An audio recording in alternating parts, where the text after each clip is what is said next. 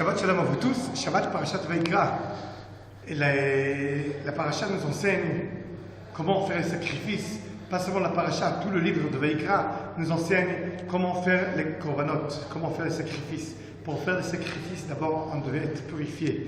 Ici, exactement dans l'endroit où on est maintenant, il y a le puits d'eau, les mikvaot, pour pouvoir se purifier avant de rentrer au Beth Amikdash. Ici exactement, il venait le peuple d'Israël pour se purifier avant de monter sur l'esplanade du Beth Amikdash, et là-bas ils faisaient les sacrifices.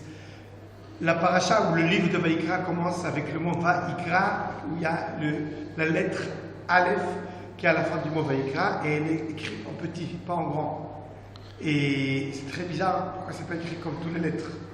Bon, c'est pas la seule fois où la lettre Aleph est écrit différemment. Dans le Sefer d'Ivrei Hayamim, dans la Bible, là-bas aussi, on voit la lettre Aleph qui est différente, elle est écrite en grand quand il s'agit de Adam Arishon, de Adam et Ève. Alors Adam Arishon, c'est un grand Aleph. Qu'est-ce que ça veut signifier? Qu'est-ce que ça veut signifier grand Aleph, petit Aleph? Alors d'abord, on voit qu'il y a trois sortes d'écriture. Écriture moyen, écriture grand et écriture petit. Et pour dire comme ça, toute notre vie quotidienne, elle doit être moyen. Comme ça dit le Rambam, on va vivre et être, comment dire, être en moyen. Ça veut dire ne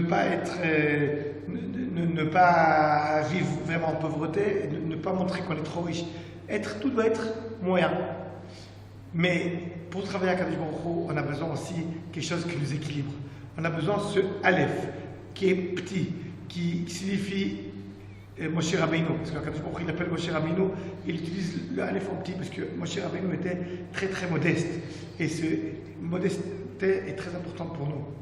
Et pour ne pas être orgueilleux. Parce que Dieu nous dit, venez, faites des sacrifices pour moi. Et nous, on doit se dire, waouh, regardez quelle chance on a, comment on règne le monde en faisant des sacrifices. Et on dit oui. Mais sachez que tout ça vient de Akadosh Baruch Hu. De l'autre côté, on peut se dire qui on est. On n'est rien du tout, on n'est que des serviteurs, on ne fait que des sacrifices à Akadosh Baruch Hu. Alors on dit non, on est très grand, on est des créations de Akadosh Baruch Hu dans le monde.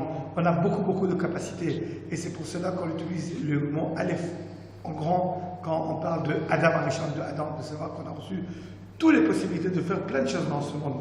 Mais tout cela vient du don que Akadosh Baruch Hu nous a donné.